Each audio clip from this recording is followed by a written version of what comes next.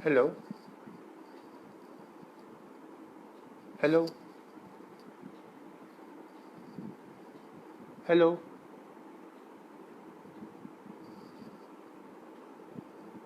Hello hello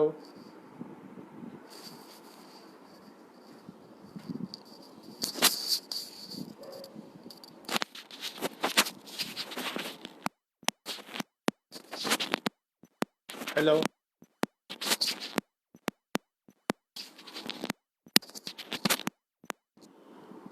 hello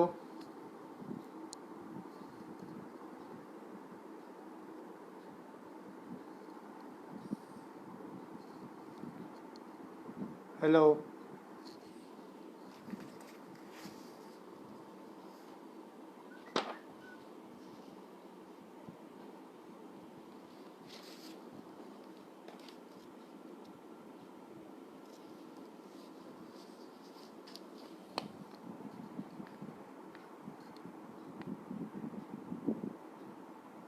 हाँ विनोद जी,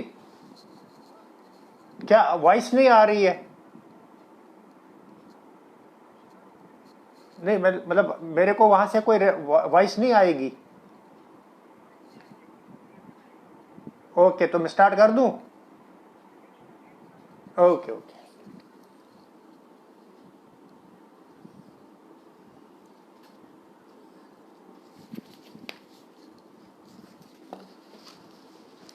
आप सभी को मेरा नमस्कार।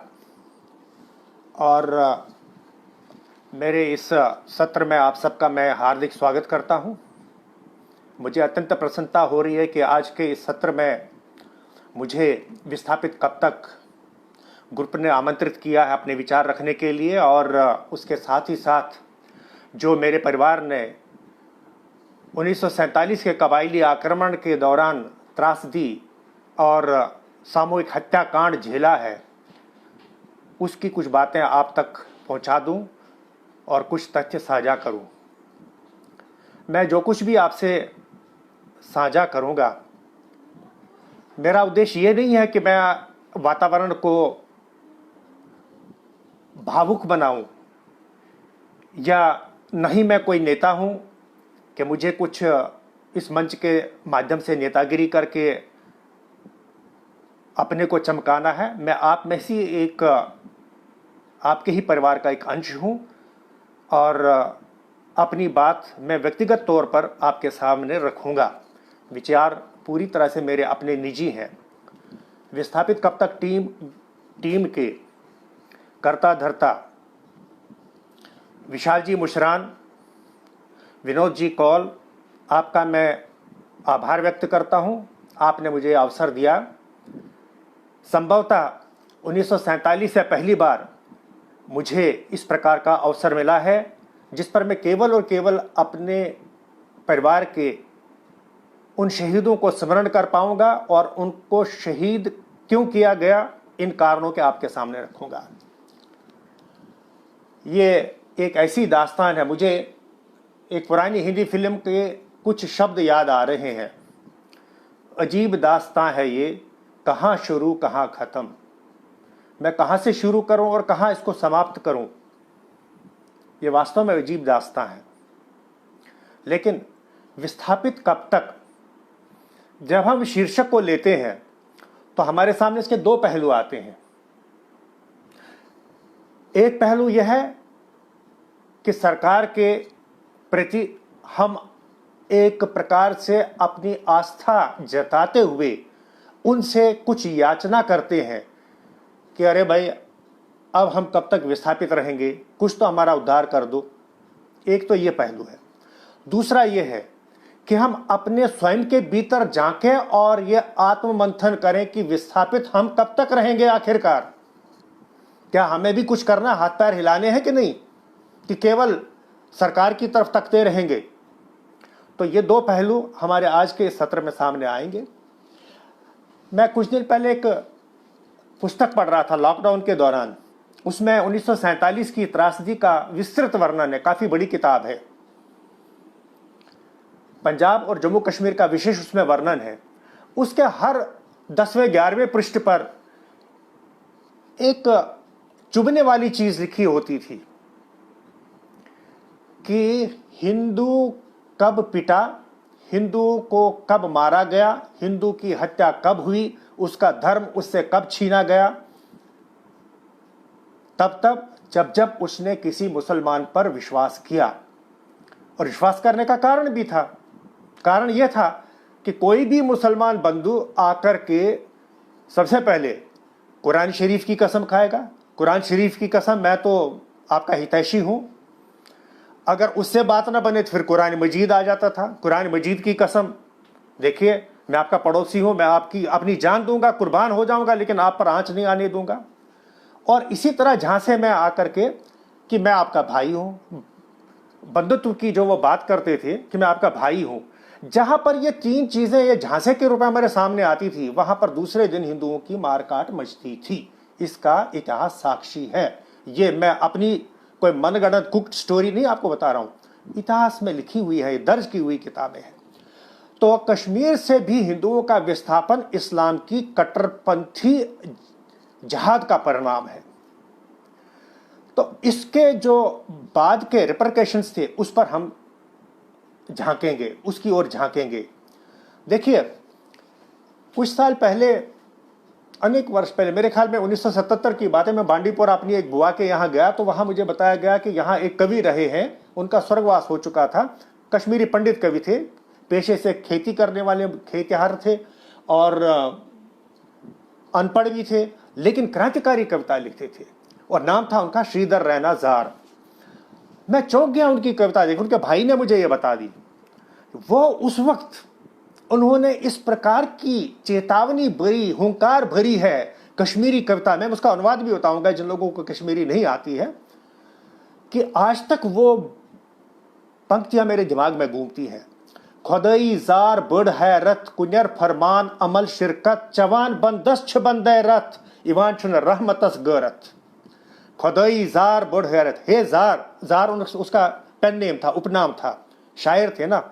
खुदाई अपने आप में एक आश्चर्य है, एक अजूबा है।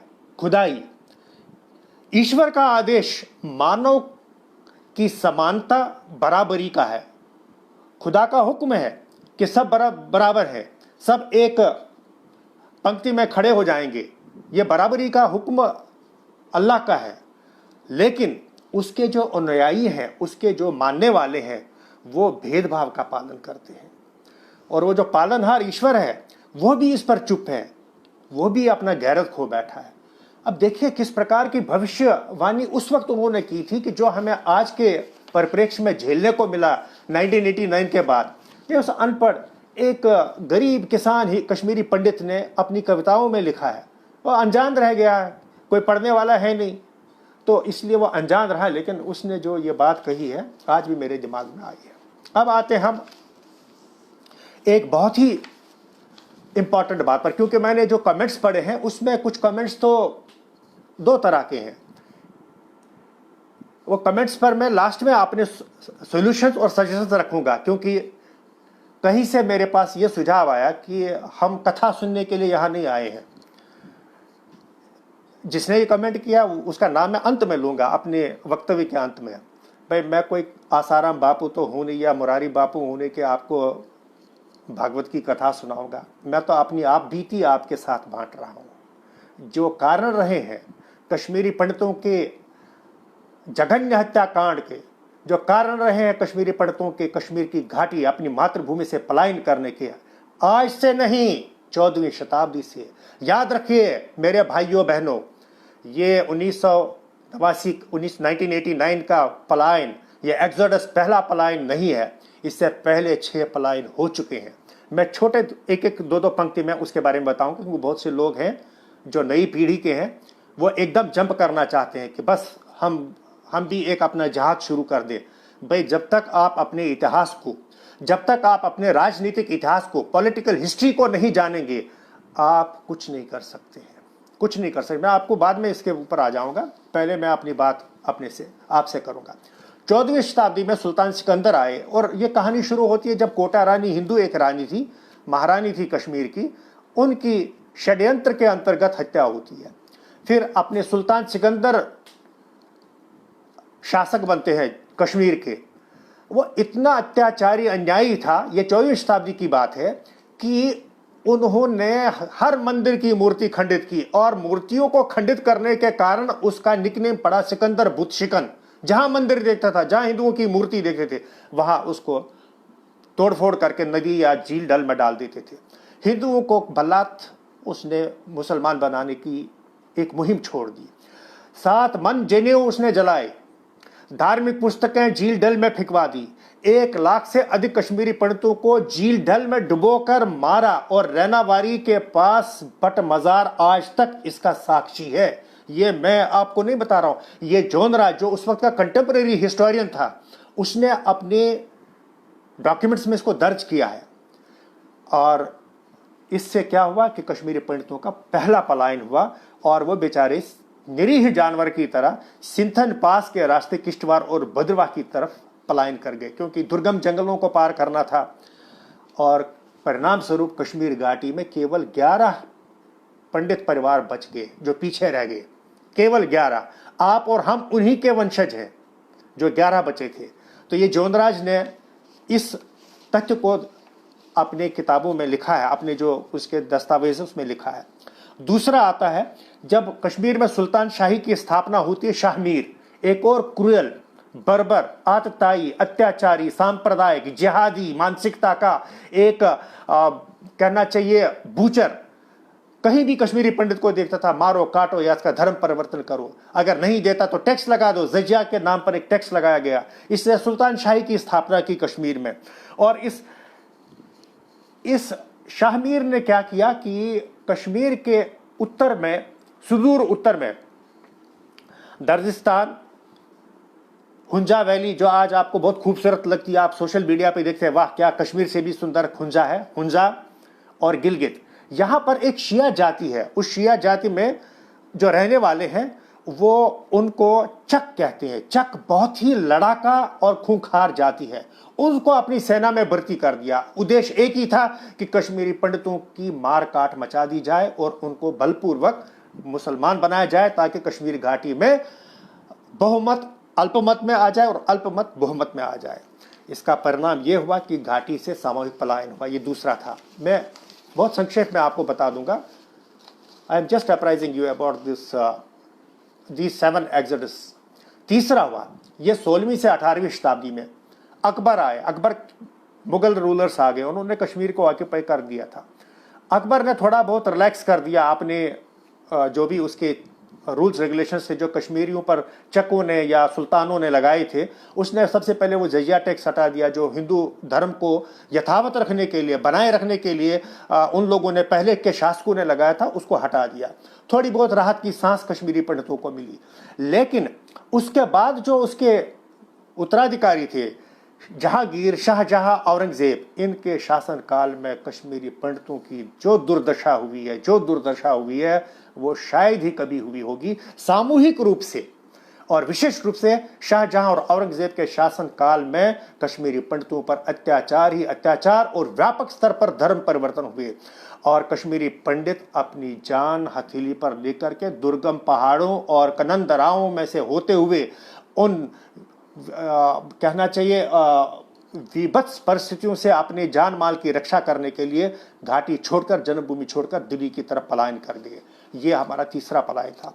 चौथा था 18वीं शताब्दी में, जब तक सिखों का शासन कश्मीर घाटी में आया, जम्मू कश्मीर में आया, हम विशेष रूप से कश्मीर घाटी की बात करते हैं, तब तक कश्मीरी पंडितों पर बेतहाशा जुल्म किए गए। घाटी के सूबेदार अत्याचार करने में किसी से पीछे नहीं रहते थे। ये अफगानों का शासनकाल था। अफगानों के शासनकाल में कश्मीरी पंडितों की बड़ी दुर्दशा थी। वह अपने धार्मिक कृत्य नहीं कर पाते थे, अपने रिचुअल्स को नहीं मना पाते थे। और सबसे बड़ी बात यह थी कि कश्मीरी पंडितों को अपनी बेटी मुसलमान से ब्याहने का फरमान जारी किया गया था। बिना रोक टोक के वो किसी भी कश्मीरी पंडित लड़की के साथ ब्याह शादी कर लेते थे। तो इन अत्याचारों से बचने के लिए चौथा एक्सोडस हुआ कश्मीरी पंडितों का सामूहिक रूप से, जो पुंछ, और कुछ लोग पुंछ चले गए, कुछ लोग काबुल की ओर चले गए। हालांकि काबुल में भी परिस्थितियां ठीक नहीं थी, हो सकता है बीच बीच की जगहों पे वो चले गए होंगे। पांचवा था सिख और डोगरा शासन। सिख शासन में तो महाराजा रणजीत सिंह वगैरह ये सब जो भी थे कश्मीरी पंडित शांति से रहे, लेकिन जब डोगरा शासन आया वो भी हिंदू पक्ष का था, वो भी हिंदुओं के लिए एक राहत भरी सांस लेकर आया था। लेकिन डोगरा शासन में हिंदूवादी शासन तंत्र रहे, ये अंग्रेजों को नहीं पच पाया और अंग्रेजों ने, ब्रिटिश रूलर्स ने अपनी जो उनकी नीति थी डिवाइड एंड रूल, उसके परिणाम स्वरूप वहां पर युवा जो मुसलमान थे, जो विशेष रूप से अलीगढ़ मुस्लिम यूनिवर्सिटी में पढ़ने जाते थे, जिसमें मैं मोटे तौर पर शेख अब्दुल्ला का नाम लूंगा, ऐसे लोगों को पॉइजन करना शुरू कर दिया ताकि वो कश्मीर घाटी में उस महाराजा, हिंदू महाराजा के खिलाफ बगावत पैदा करे और दूसरे मुसलमानों को उकसाए महाराजा के खिलाफ और हिंदुओं के खिलाफ, कश्मीरी हिंदुओं के खिलाफ वैमनस्य की भावना वो भड़का दे। ये उन्होंने, ब्रिटिशर्स ने किया उकसावे में। परिणाम स्वरूप विभाजन हुआ, 1947 में कबायली हमला हुआ। कबायली हमले में भी कश्मीर घाटी से एक पलायन हुआ, जो काफ़ी लोग उत्तर प्रदेश वगैरह की तरफ चले गए, कुछ उत्तर और उत्तर पश्चिम की तरफ चले गए। इसके बाद छठा, फारूक अब्दुल्ला के जीजा यानी ब्रदर इन लॉ गुलशाह एक ऐसे चीफ मिनिस्टर जम्मू कश्मीर के रहे हैं जो ना घर के थे ना घाट के थे। उनकी फारूक अब्दुल्ला के साथ बनती नहीं थी, लेकिन चूंकि वो शेख अब्दुल्ला के दामाद थे तो उन्होंने ये न के न प्रकार ने सत्ता हथिया ली और उस अपने 20 माह के शासन काल में गुलशाह ने खुलकर सांप्रदायिकता को कश्मीर घाटी में बढ़ावा दिया। सांप्रदायिकता का उन्माद जो था चरम पर था और विशेष रूप से दक्षिण कश्मीर में इसका बहुत ही गहरा प्रभाव पड़ा। और यह पहली बार था कि एक्सक्लूसिवली दक्षिण कश्मीर से बहुत से लोग घाटी से पलायन करके गए, काफी संख्या में, सामूहिक रूप से गुलशाह के उस कहना चाहिए अन्याय और अत्याचार पूर्ण 20 महीने के शासन में। सातवां, आप सबको मालूम है 1989 में फारूक अब्दुल्ला की सरकार थी और जनरल जिया उर हक पाकिस्तान के उकसावे में आकर के उसने जिहादी नीति के अंतर्गत कश्मीरी पंडितों की हत्याएं की गई। बर्बरतापूर्व न महिलाओं को छोड़ा गया, न बच्चों को छोड़ा गया। सामूहिक रूप से, व्यक्तिगत रूप से, राजनीतिक रूप से, धार्मिक रूप से कई लोगों को मारा गया और परिणाम स्वरूप आज हमारा जो कश्मीरी पंडित समाज है, समुदाय है, वो विस्थापन की मार और विभीष का झेल रहा है। सारे कश्मीरी अधिकांश अपनी जन्मभूमि त्यागने को मजबूर हो गए। अब जो मैंने इतने ये 7 एग्जोडस दिखाए, मैं आपको बता दूं, चूंकि मैं ज़्यादातर दक्षिण भारत में रहा हूं, मैं कई बार जैसे दूसरे प्रांतों के लोगों से मेरी बात होती थी। मैं एक बार महाराष्ट्र में था तो कोंकण के लोग मिले या पूना में कुछ लोग मिले, तो वो कहने लगे, जब उन्हें मालूम पड़ा मैं कश्मीर का हूँ तो कहने लगे हम भी कश्मीरी है। मैंने कहा आप तो कामत लिखते हो। नहीं जी, हम भी कश्मीरी हैं। हम जब अपने कर्मकांड सवेरे करते, हमारे माताजी पिताजी सवेरे कश्मीर वासनी वाला मंत्र जो है वो उसका उच्चारण करते हैं और अपने को कश्मीर के मानते हैं। आज तक हम उसको माने हुए चल रहे हैं। इसी प्रकार जैसे बंगाल है, चट्टोपाध्याय, बहोपाध्याय, गंगोपाध्याय यानी गांगुली, चटर्जी, बनर्जी, ये सब लोग अपने को कश्मीरी मूल का मानते हैं। इनके पुरखे, जो मैंने कहा अफगानों का समय, 14वीं शताब्दी, 16वीं शताब्दी, 18वीं शताब्दी, उस वक्त इतनी हमारी माइग्रेशन हुई है, हमारा इतना पलायन हुआ है कि देश के विभिन्न भागों में इतना आतंक था मन मस्तिष्क पर कि वो लोग इतना दूर, जितना दूर हो सकते थे चले गए, अपने परिवार की सुरक्षा के लिए, अपने धर्म की सुरक्षा के लिए दूर से दूर चले गए। अब इसके बाद हम आते हैं 1960 में। आपको अब जिनका जन्म 1960 से पहले हुआ होगा उनको शायद ये याद होगा, क्योंकि हम भी छोटी क्लास में स्कूल में पढ़ते थे, बहुत ही प्रारंभिक प्राइमरी में पढ़ते थे, लेकिन यह मालूम पड़ता था 1960 के आसपास कश्मीर में इस्लामीकरण शुरू हुआ। अचानक ही एकदम कोई विस्फोट नहीं हुआ 1989 में। इसकी जो चिंगारी थी 1960 के दशक में शुरू हुई थी और इंटरनेशनल जो एक टेररिस्ट कहना चाहिए, एक गैंग थी जहादियों की, जिसका नाम था अल फतह, उसी का एक ऑफशूट था ब्लैक सितंबर। इस ब्लैक सितंबर ने अपनी जड़ें कश्मीर घाटी में जमानी शुरू कर दी और वो भी विशेष रूप से दक्षिण कश्मीर में। और इसके करदाता कौन थे? वही जो JKLF के फाउंडर्स थे, यानी जिसमें हम मकबूल भट्ट का नाम ले सकते हैं और इसके साथ ही साथ बहुत आश्चर्य की बात है कि जो हमारे मुख्यमंत्री भी रहे हैं, जो कभी कभी गुश्ताब खाते हुए डांस भी करते हैं, थिरकते भी हैं और भजन भी गाते हैं, माता के भजन भी गाते हैं, उस बेशर्म आदमी का नाम लेने में ही मुझे शर्म आती है। लेना तो पड़ेगा ही, मजबूरी है। फारूक अब्दुल्ला, वो भी एक फाउंडर मेंबर रहा इसका लंदन में, JKLF का। मेरे पास दस्तावेज हैं इसके। मैं जो भी आपको बात बता रहा हूँ, मेरे पास किताबें हैं, मेरे पास डॉक्यूमेंट्स हैं, मेरे पास एविडेंसेस हैं, उनके आधार पर मैं आपको अपनी जानकारी दे रहा हूँ। तो ये हुआ था सिमरिंग, इसकी उस वक्त 60 के दशक में हुई थी और ये बाद में 1989 के रूप में विस्फोटित हुई। अब मैं आता हूँ आपके सामने 1940 से, थोड़ा सा फ्लैशबैक में ले जाता हूँ, क्योंकि मेरे परिवार की जो मेरी बात है, जो आपने मेरे अपने फ्लेक्सी पे, बैनर पे भी देखा होगा, तो हमारा एक ऐसा परिवार रहा है जम्मू कश्मीर में, ख़ासतौर कश्मीर घाटी में भी बारामुल्ला जो ज़िला है, जो एक ज़माने में सबसे बड़ा ज़िला था। हमारा परिवार ज़मींदार परिवार था, खेती होती थी, हमारे बाग, जिसको कश्मीरी में खुश्की और आबी यानी वेटलैंड और ड्राई लैंड दोनों के मालिक थे हम। कई गाँव में हमारी अनेकों ज़मीनें थी, केवल हमारे परिवार की नहीं, हमारे पूरे कुटुंब की। और हमारा परिवार पढ़ा लिखा भी था। बारामुल्ला में सबसे पहले पोस्ट ग्रेजुएट लाहौर यूनिवर्सिटी से, यानी पंजाब यूनिवर्सिटी जो उस वक्त अनडिवाइडेड इंडिया था, सबसे पहले 2 पोस्ट ग्रेजुएट मेरे परिवार के आए हैं। प्रोफेसर जगन्नाथ पंडिता, जो कि बेसिकली कुचरू है, हमारा एक्चुअली सरनेम पंडिता है, लेकिन किन्हीं कारणों से ये कुचरू में चला गया। तो प्रोफेसर जगन्नाथ पंडिता MA थे लाहौर से और गोल्ड मेडलिस्ट थे। एक तो वे साइकोलॉजी में थे और संस्कृत में, और संस्कृत वो पढ़ाते भी थे वहाँ पे कॉलेज में। और दूसरे थे प्रोफेसर काशीनाथ कुचरू, मैथमेटिक्स के बहुत बड़े प्रोफेसर। जिन लोगों ने कभी जम्मू में पढ़ाई की होगी तो GGM साइंस कॉलेज में वो काफ़ी सालों तक प्रोफेसर रहे और बाद में मॉडल एकेडमी में भी वो एक मैथमेटिक्स के प्रोफेसर रहे। तो उस जमाने में एक पढ़ा लिखा परिवार, जमींदार परिवार, खाता पीता परिवार, ये कहाँ पचता हमारे पड़ोसी मुसलमानों को, यह कहाँ पचता हमारे काश्तकारों को जो हमारी खेती की काश्त करते थे। तो यहाँ से एक नया अध्याय शुरू होता है, विशेष रूप से मेरे परिवार से संबंधित।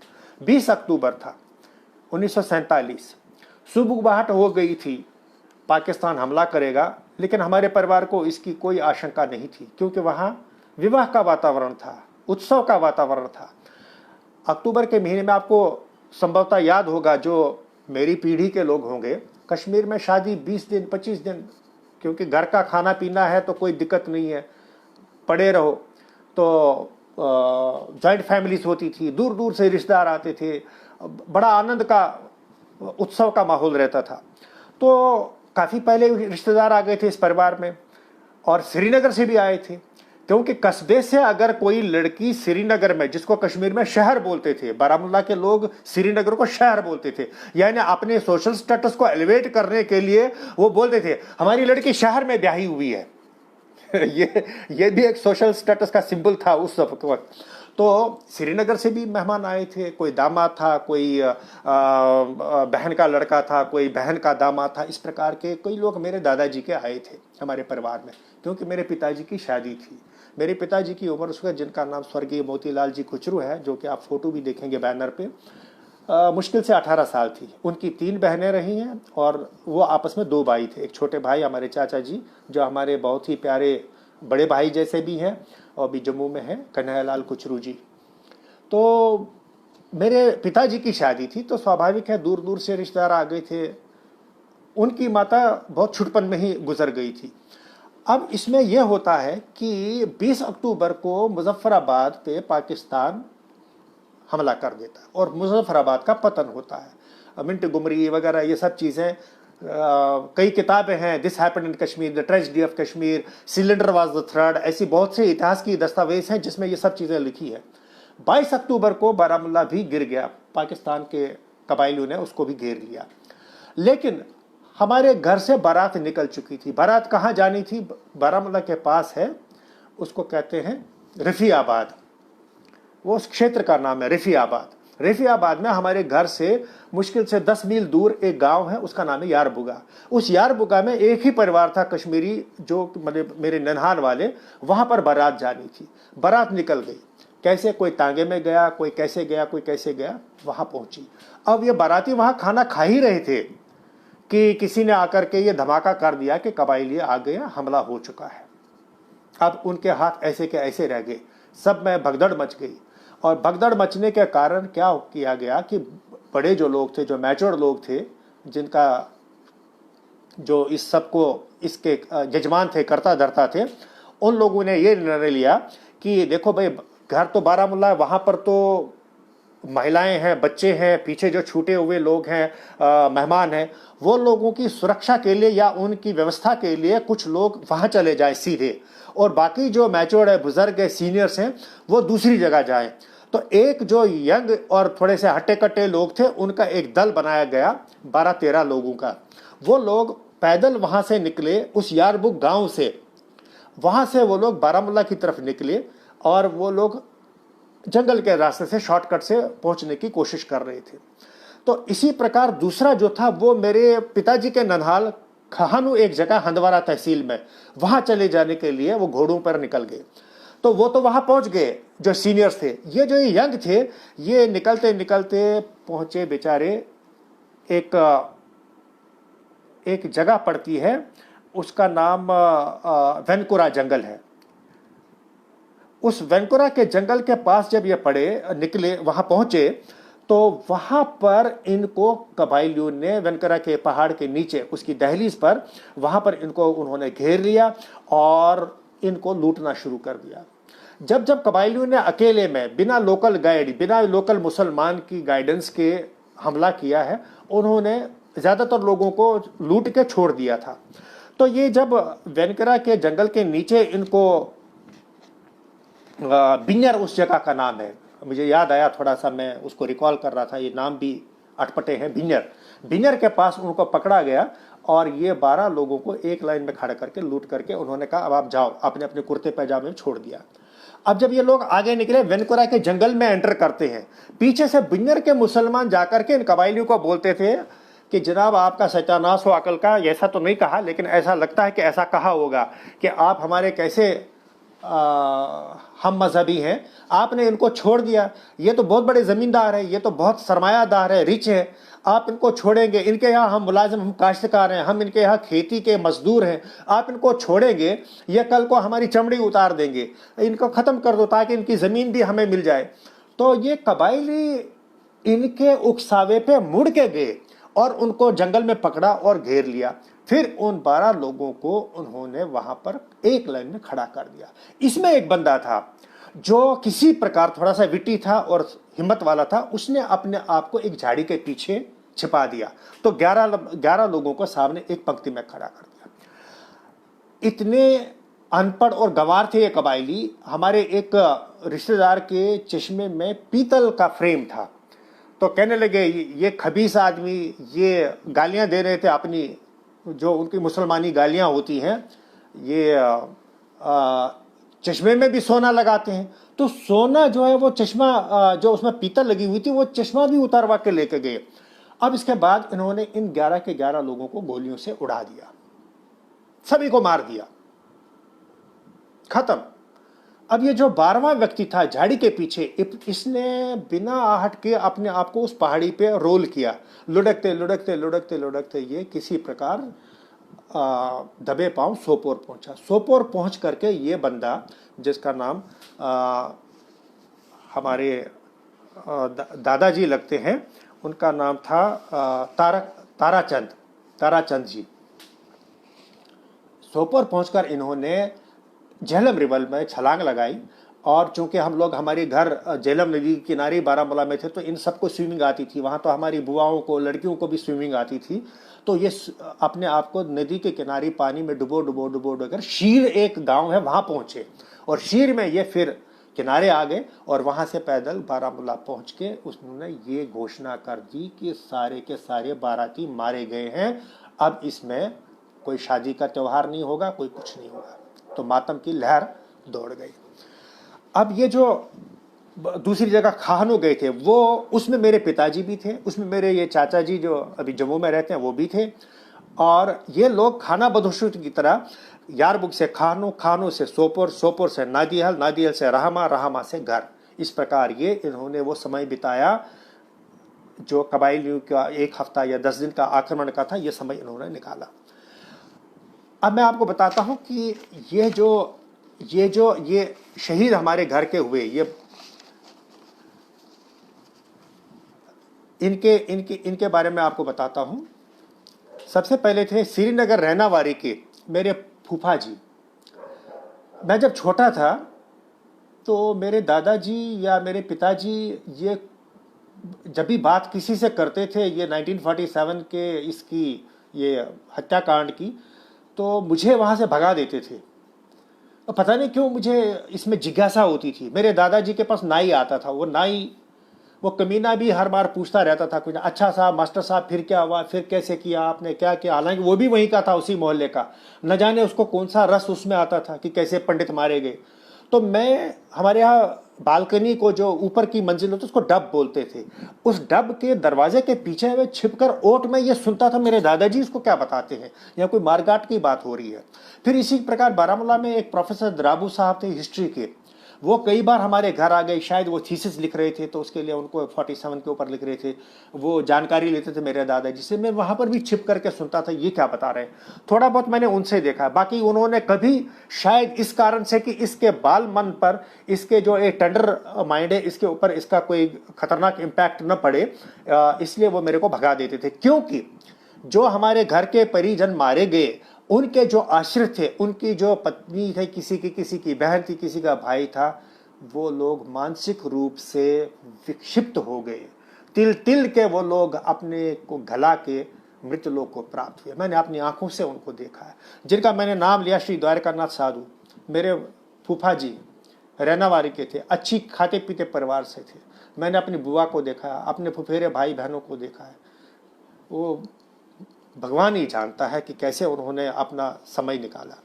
श्री शंभुनाथ कौल, ये जैना कदल के थे, मेरे दादाजी की बहन के ये दामाद थे। श्री सोमनाथ कौल, ये भी जैना कदल से थे। श्री श्यामलाल कुचरू, यह हमारे रिश्ते में दादाजी लगते थे। श्री वैद्यलाल कुचरू, ये भी रिश्ते में हमारे दादाजी लगते थे। श्री बद्रीनाथ कुचरू, ये भी उसी कैटेगरी के थे, उसी कहना चाहिए जनरेशन के थे। श्री काशीनाथ पंडिता, ये बारामूला के पास उसी जगह एक रेंगपथ जगह है, वहाँ के रहने वाले थे, ये भी हमारे निकट रिलेटिव थे। श्री हरि राम पंडिता, ये खाहनू के थे, मेरे ननहाल की तरफ से थे। और श्री ताराचंद तो बच गए थे, उन्हीं एक व्यक्ति की जान बची थी। जो ये 11 लोग एक पंक्ति में मारे गए, इनमें से मेरे पास सिर्फ 8 लोगों के नाम निकल आए हैं। बाकी के, क्योंकि वो पीढ़ी खत्म हो गई, मेरे पिताजी का भी स्वर्गवास हो गया सन 2000 में, तो वो पीढ़ी निकल गई। अब जो जिनसे मैंने ये इंटरव्यूज किए हैं, उनकी उम्र उस समय 1947 में, जैसे मेरे चाचा जी 5 साल के थे। एक और मेरे चाचा जी, मैंने मेरे पिताजी के मेरे भाई 12 साल 13 साल के थे। तो मैंने उनसे ये कुरेद की जानकारियां निकाली हैं। तो इस प्रकार से ये बचे।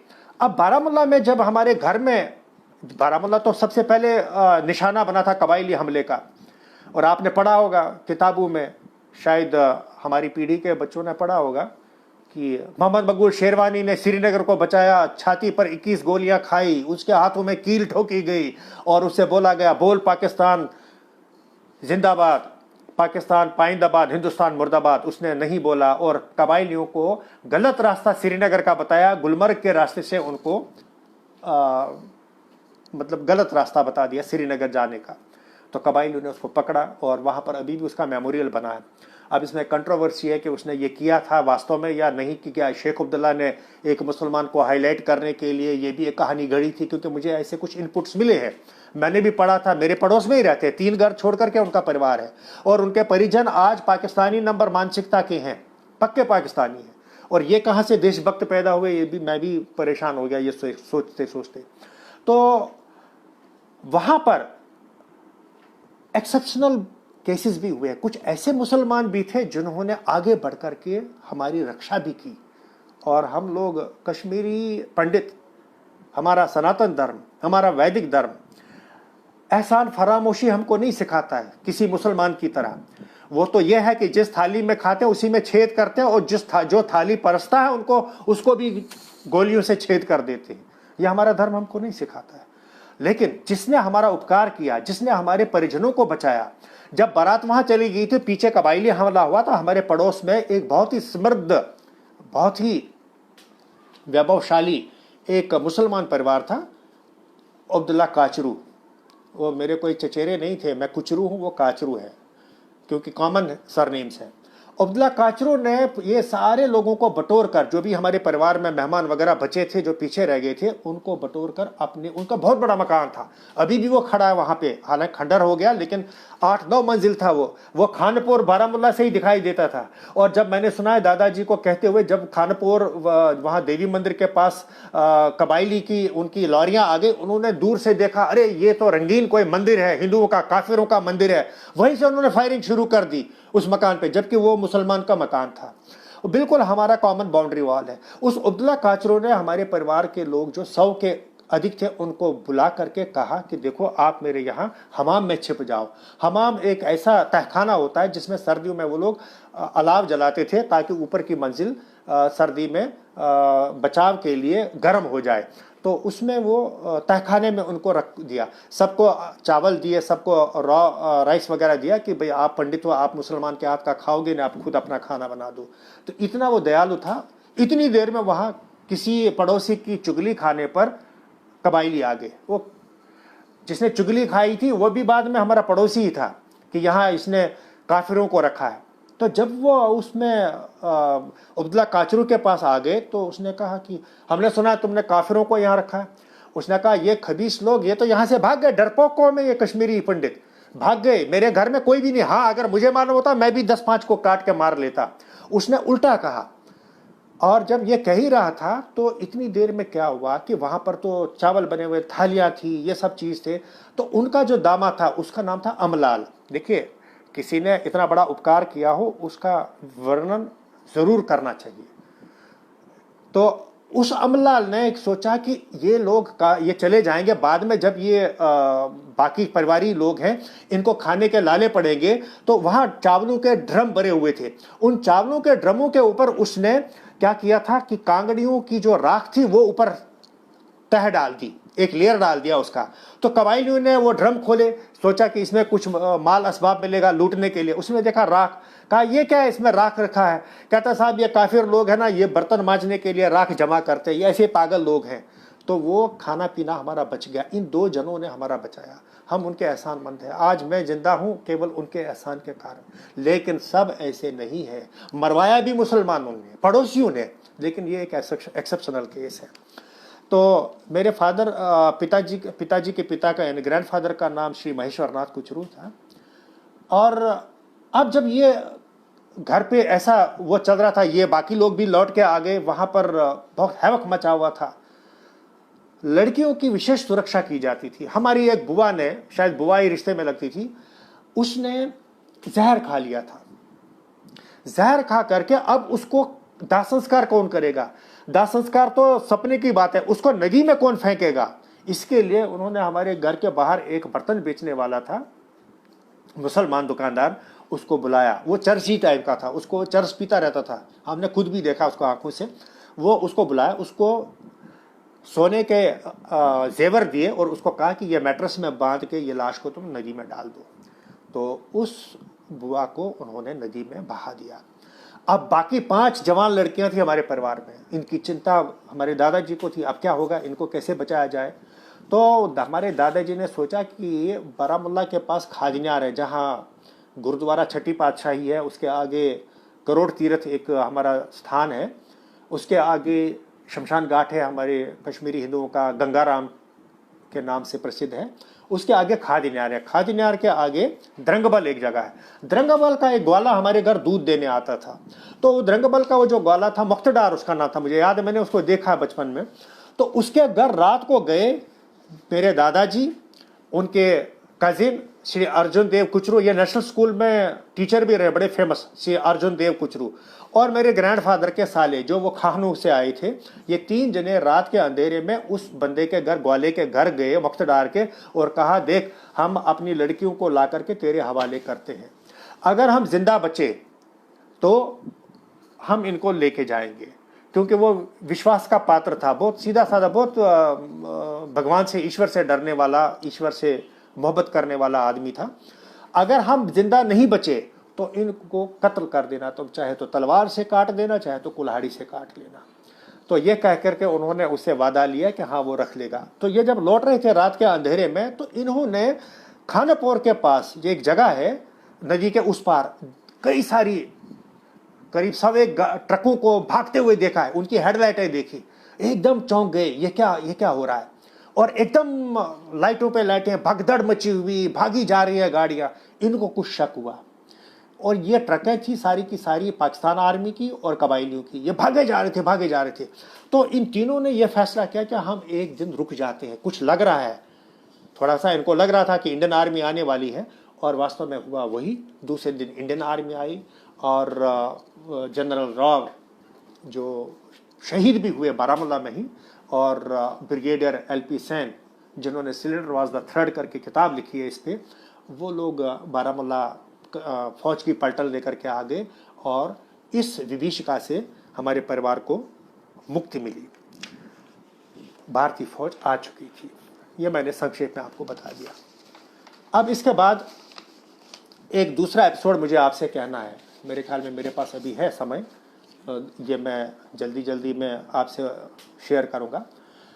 ये 1966 की घटना है। 12 सितंबर 1966 की एक मध्य रात्रि को बारामूला के पास नादिहल में मेरे सबसे बड़े मामा जी रहते हैं। नादिहल 5 मील की दूरी पर बारामूला से है। वैसे तांगे से भी जा सकते थे, बस भी एक आधे रास्ते तक जाती थी, या फिर लोग जो पुराने चलने फिरने वाले खेती वाले लोग थे वो बीच में से भी निकल जाते थे। 12 सितंबर की रात 1966 को आधी रात को उस अकेले कश्मीरी पंडित परिवार, जो उस पूरे मुसलमान गांव में अकेला कश्मीरी पंडित परिवार था, उनका दरवाजे पे खनखनाहट होती है, खटखटाता है जाता है। तो वो कहते हैं कि अमरचंद कहाँ है। दरवाज़ा खोलते हैं तो एक बंदा उस परिवार का आकर के दरवाज़ा खोलता है, तो सीधे आकर के एक बंदा, 3 जने होते हैं दरवाजे पे, उसके ऊपर पिस्टल रखता है। अमरचंद कौन है? उसने कहा नहीं, मैं अमरचंद नहीं हूँ। तो ये लोग ऊपर आ जाते हैं, ऊपर अमरचंद था। अमरचंद पे भी पिस्टल तानते हैं, तो अमरचंद कौन है? उसने अपने भाई की तरफ दिखा दिया, ये अमरचंद है, क्योंकि उसको मालूम था उसके पास कुछ डॉक्यूमेंट्स थे जो गवर्नमेंट ऑफ इंडिया के थे, वो CID के DSP थे वहाँ पे। और उनकी खूबी ये थी कि वो SL शखदर और chief election commissioner of India रहे, उनके मित्र रहे हैं। ये दोनों जने, शहीद अमरचंद पंडिता और श्री स्वर्गीय SL शखदर साहब, दोनों भूटान में वहाँ के जो फॉरेस्ट्री डिपार्टमेंट उसमें ऑफिसर्स रहे हैं और बहुत अच्छे मित्र रहे। तो ये जो अमरचंद जी थे, ये मेरे मामा जी यानी मामी के पिताजी थे, यानी मेरे नाना ही लगे रिश्ते में। तो ननिहाल से मेरे मामा जी के ये ससुर हुए। तो ये DSP CID थे, बहुत कदावार, घोड़े पे चढ़ते थे, गांव गांव जाते थे, राइफल तान के, तुर्रे वाली पगड़ी, और खूब, उनका नाम था अमरचंद गलवान। गलवान का मतलब होता है जो लाउडली बोले, जो कोई चिंता न करे, तो वो गलवान उनको बोला जाता था। तो लोग डरते भी थे उनसे, मैं खुद डरता था उनसे बचपन में, जब भी वो आते थे कि वो आ गया। तो वो बंदा CID के दस्तावेज रखता था, वो था तो सर्विस में स्टेट गवर्नमेंट के, लेकिन काम वो क्या करते थे, डायरी एक सेंट्रल गवर्नमेंट को भी देते थे। उनका संपर्क था CBI से, IB से, MI मिलिट्री इंटेलिजेंस के साथ। ये बात खटकती थी पाकिस्तान को और लोकल जो मुसलमान थे उनको, जो पुलिस डिपार्टमेंट में थे, कि अमरचंद जो है ये गड़बड़ कर रहा है। तभी बॉर्डर पे इन्फिल्ट्रेशन उनकी कामयाब सफल नहीं हो पा रही है, किनकी, पाकिस्तान की। तो उन्होंने 2 अपनी आर्मी के ऑफिसर, कमीशन ऑफिसर्स को डिप्यूट किया। एक का नाम था मेजर काले खान और दूसरा था कैप्टन फरीदी। इनका लीडर बना लोकल गाइड मकबूल भट्ट। मकबूल भट्ट का तो आपको नाम मालूम ही होगा, जो कि फांसी जिसको मिली थी तिहाड़ जेल में। और मकबूल भट्ट फाउंडर था JKLF का। मकबूल भट्ट थोड़ा बहुत जानता था इस परिवार को, हमारे ये अमरचंद जी को। तो जब इन्होंने अमरचंद जी के पिस्तौल तान दी, उसे कहा कि अमरचंद, मतलब इन दोनों ने इनको पहचान नहीं पाए थे वो, उसने कहा अपने भाई की तरफ वो है। इसने ये सोचा कि मैं खिड़की से कूद जाऊंगा। तो वो जब कॉरिडोर में जाकर के उनके भाई की तरफ लपके और उसको पिस्तौल से डरा दिया कि अमरचंद का, कहते यही है। तो उन्होंने फटाक से उसको पकड़ लिया, ग्रैब किया अमरचंद को। और बाकी अफरा तफरी घर में मच गई। मेरे मामा जी ने खिड़की से छलांग मारी और कुछ महिलाओं ने भी छलांग मारी। खेत पास में ही थे, खेतों में से निकलते निकलते दूर खेतों में वो देख रहे थे दूर से कि क्या हो रहा है। तो इसी दरमियान क्या हो गया कि इनके जो दो भाई थे हमारे अमरचंद जी के, एक का नाम था मेरे ख्याल में सोनराम, दूसरे का नाम माधवराम, ये दोनों भी किसी तरह वहां से भाग आए। अमरचंद को ये तीनों जने ले गए खेतों में से होकर के, एक कहना चाहिए एक खाई भी ने एक सूखे नाले की तरफ ले गए। और इससे पहले घर में भी पूछा तुम्हारे पास क्या दस्तावेज है, क्या है वो दिखाओ, उसने मना कर दिया। अब ये जो ये दो भाई थे सोनाराम और माधवराम, ये वहां से 5 मील पैदल रातों रात हाफते कांपते लड़खड़ाते गिरते पड़ते पैनिक में आकर के बारामूला पहुंचने की कोशिश कर रहे हैं कि ताकि आर्मी को वो इन्फॉर्म कर सके। लेकिन आर्मी को पहुंचने से पहले बारामूला में तब 2 ही पुल होते थे, एक तो ट्रैफिक के लिए खुला था, दूसरा नहीं खुला था। तो जो ट्रैफिक के लिए खुला होता था वो इसी रफियाबाद की तरफ जाता था, बारामूला को कनेक्ट करता था, बांडीपोरा गुर्रेस वगैरह वहां जाता था, हंदवारा कुपवारा उसी रास्ते से जाता था। आर्मी के लिए वो बहुत सिग्निफिकेंट था, उसको बोर्ड कदल बोलते थे। वहां पर सीआरपी थी। सीआरपी वालों ने इन दोनों निहत्थों को देखा, उन्होंने कहा ये दो पागल हैं, क्योंकि वो एकदम घर के उसमें गाँव में तो वैसे पहनते लंबा सा कुर्ता मटमैला सा और पैजामा भी वैसे बेहाल से थे ये दोनों। तो उन्होंने सोचा दोनों पागल, ये टूटी फूटी हिंदी में उनको बोल रहे हैं घर के ऊपर वो पाकिस्तान के आ गए, ये आ गया, हमला हो गया, ये हो गया। उन्होंने इनको बिठाया, सोचा शायद ये थोड़ी देर के बाद सेटल हो जाएंगे। लेकिन जब उन्होंने काफ़ी हाई तोबा मचाई कि आर्मी के पास ले जाओ, आर्मी के पास ले जाओ, तो उन्होंने मजबूर होकर के कमांडर के पास मैसेज भिजवा दिया कि ऐसे ऐसे आया। आर्मी कमांडर भी उनको फिर पूछताछ करने अपने पास ले गए। वहां से जब उनको पक्का यकीन हुआ नहीं भाई ये होशा हवास में बोल रहे हैं, ये कोई पागल नहीं है, लेकिन ये फर्क है कि ये गांव से आए हैं, तो उन्होंने कॉन्वॉय भेज दी। इसमें क्या हो गया कि सुबह हो गई, मतलब सवेरे का वो था। मेरे मामा जी पहाड़ी की, वो पहाड़ी इलाका तो है ही, पहाड़ी की एक चोटी पे खेत मसे देख रहे थे। उन्होंने देखा कि अब गाड़ियों पे गाड़ियां आ रही, गाड़ियों पर वो समझे पाकिस्तानी आ गए, हमला हो गया, कश्मीर गया। लेकिन बाद में धीरे धीरे जब घर के पास आ गए तो उन्हें मालूम पड़ा कि नहीं, इंडियन आर्मी है, उनके घर को घेर लिया है, पूरी तरह से उन्होंने अपने कब्जे में पूरी व्यवस्था ली है। तो अब अमरचंद कहाँ है? अमरचंद को ढूंढने के लिए गए लोग, ढूंढ रहे थे, लेकिन उसकी कोई लाश मिली नहीं, कहीं कुछ नहीं मिला।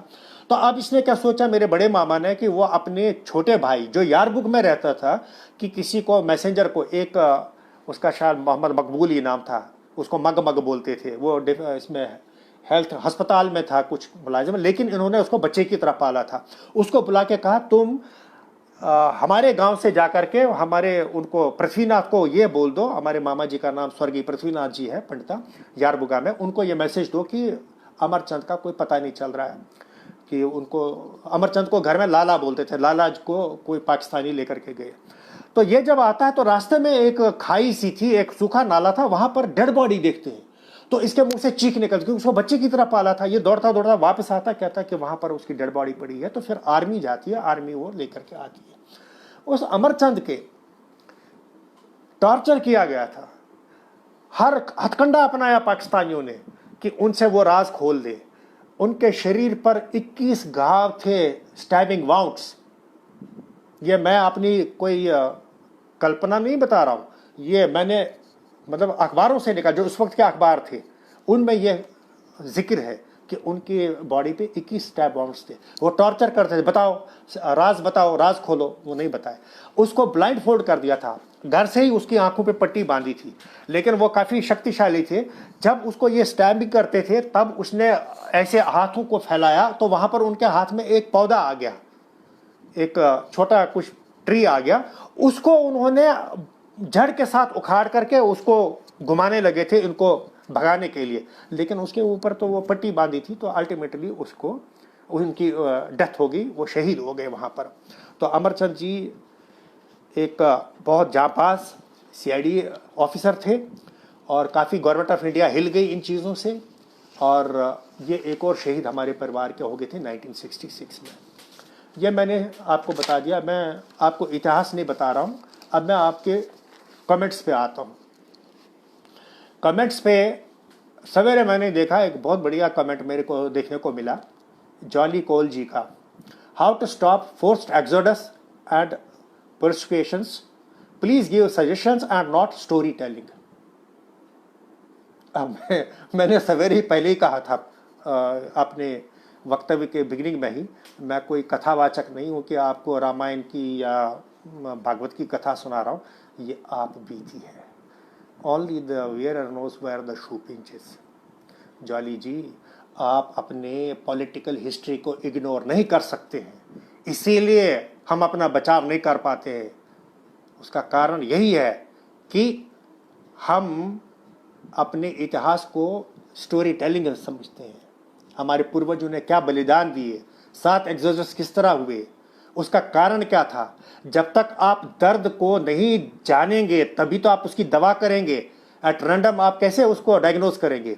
तो ये जो आप ये मेरी कहानी बता, ये जो सुन रहे थे, या दूसरे लोगों ने जो मेरे से पूर्व वक्त आ रहे हैं, जिन्होंने बेचारों ने झेला है अपने अपने परिजनों को, किसी ने पति को, किसी ने बेटे को, किसी ने भाई को टॉर्चर में मतलब मरते हुए देखा है, वो तो जानना जरूरी है ना।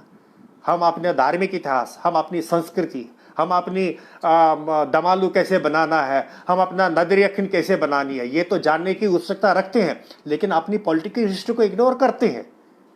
कहां से हमारी नई पीढ़ी में ये भावना आएगी, कहां से आएगी। तभी मैंने शुरू में कहा था कि विस्थापित कब तक, हम भिखारी बनकर याचना करते हैं सरकार से, हम विस्थापित कब तक रहेंगे। हमने अपने अंदर जागृति का भाव नहीं है, साहस का भाव नहीं जगाया है कि विस्थापित कब तक, अब नहीं सहेंगे, ये भाव ही नहीं है। हमने अपनी पीढ़ी को बताया ही नहीं कि हुआ क्या है। देखिए, इजराइल का नाम तो सुना होगा आपने।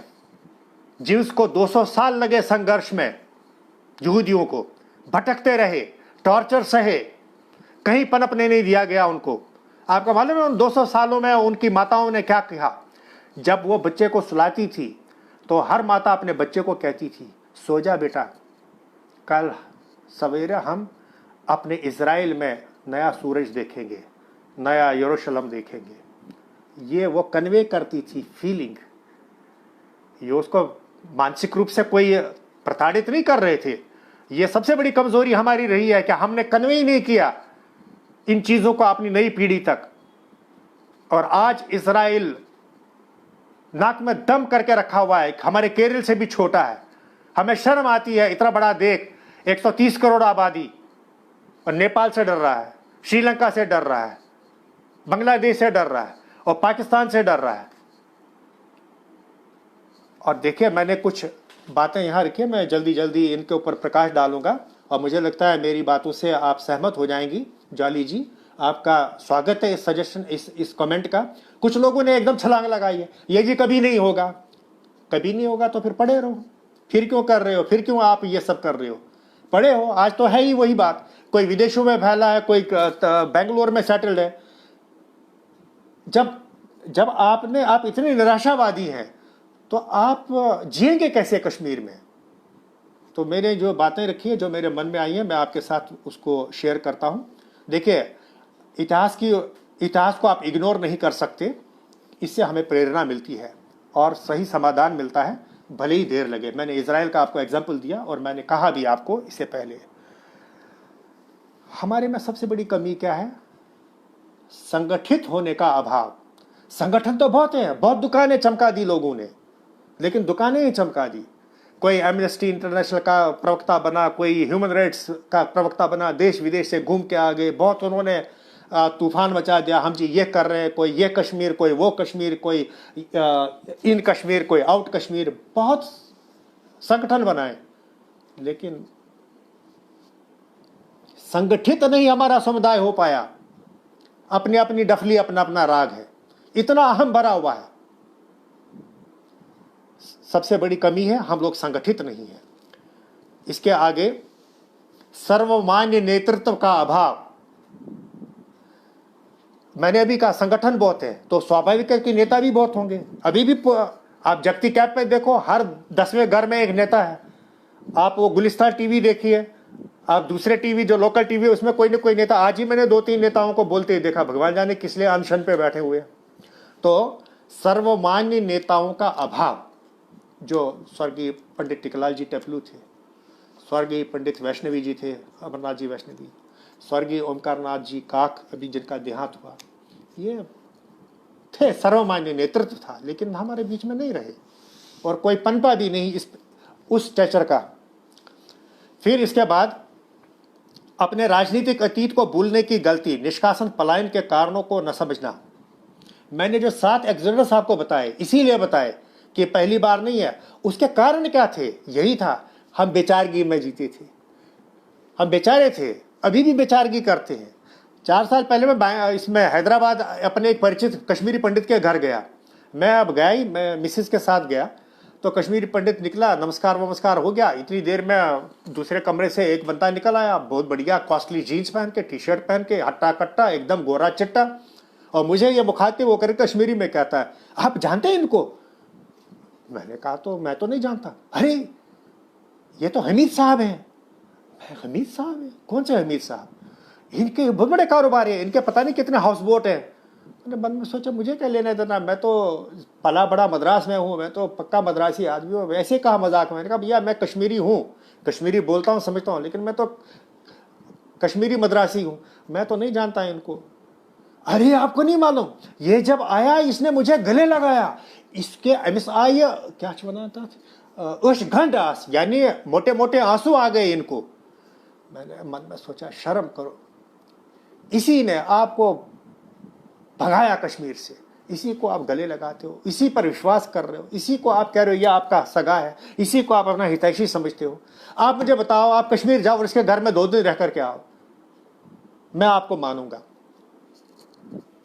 कभी नहीं ऐसा होगा, लेकिन हम विश्वास करते हैं, हम बेचारे हैं। कोई भी आएगा ना, हाय मिस बिचेरिस, हाय मिस बिचेरिस, इसने हमें कमजोर बना दिया। ये बेचारगी नहीं चलेगी, हमें याचक नहीं और भाग्यवादी न बने। अश्च किस्मती हुई, जैसे कईयों ने कमेंट लिखा है, हमारा कुछ नहीं हो सकता। क्यों नहीं हो सकता? फेल वाले भी पास हो सकता है। तो अपनी नियति स्वयं तय करें, अपनी नियति जो हमें नियति है, अपने आप हमें अपनी नियति लिखनी है, अपना फेट लिखना है और खड़े होना है। अपनी भावी पीढ़ियों को निडर, सशक्त, जुझारू और जागरूक बनाइए। निडर, बहादुर बनाइए। कौन बनाएगा? हमारे ये कि ठीक है ना, कहीं अगर कुछ डेमोन्स्ट्रेशन होगी, अपने बच्चों के अंदरा रूई से इतना लेबर नहीं रख, बाप उठ रहा भाई जंग, नीचे नहीं उतरना, मैं टांगे तोड़ दूंगी अगर नीचे गए, उनके साथ गया। कोई अगर कहीं शहीदों का दिवस मनाया जाता है, कहीं अगर कोई डेमोन्स्ट्रेशन है कश्मीर के बारे में, कुछ इस तरह से, उसको सशक्त बनाना है, उसको जुझारू बनाना है, एग्रेसिव बनाना है और जागरूक, अवेयरनेस कि हम क्या थे और क्या हो गए। और व्यक्तिगत विकास के साथ साथ हम अपना इंडिविजुअल विकास तो हमने किया। देखिए 1989 में बहुत दुर्दशा हुई, बहुत से परिवार बेचारे कैसे कई रातें उन्होंने वो परेड ग्राउंड के फुटपाथ पे बिताई है। उन बेचारों की, उन्होंने जो कष्ट झेला, भगवान वो कष्ट किसी को न दे, किसी को न दे। फिर वो अपने पैर पे खड़े हो गए, किसी से मांगा नहीं कुछ, लेकिन अपने दम पर खड़े हो गए। वही जज्बा आगे बढ़ाना है, अपने बच्चों को जुझारू बनाना है। और कम्युनिटी डेवलपमेंट के बारे में, कम्युनिटी एंटरप्रेन्योरशिप के बारे में सोचें। अपना तो व्यक्तिगत काफ़ी हो गया, अब हम कम्युनिटी के बारे में सोचें, वो सॉलिडेरिटी उसमें लाएं। और लास्ट में कहूँगा, सबसे बड़ी कमी जो हमारे बीच में है, हम अपने इस मुद्दे को, इश्यू को लोकलाइज करके बैठे हुए हैं, इसको एक रीजनल इशू बनाया। बस ये हम जी कश्मीर घाट एक है जी, कश्मीर घाट। जब तक कि हम राष्ट्रीय मुख्य धारा के साथ स्वयं को नहीं जोड़ेंगे, हमारी समस्या का अंत नहीं होगा। हमने अपनी सभी जितने भी हमारे इश्यूज हैं, उनको हमने राष्ट्रीय मुद्दा बनाना है और व्यापक हिंदू समाज का उसमें सहयोग लेना है। तभी हमारी पीठ की हड्डी मजबूत होगी और हम इन निष्कासनों को, इन एक्सोडस को, इस तरह की जो चीज़ें हमारे सामने आती है, पलायनों को रोक सकते हैं।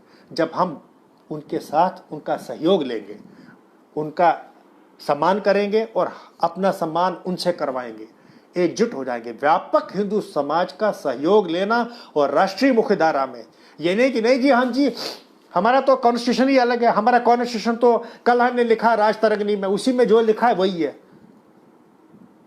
ऐसे नहीं चलेगा।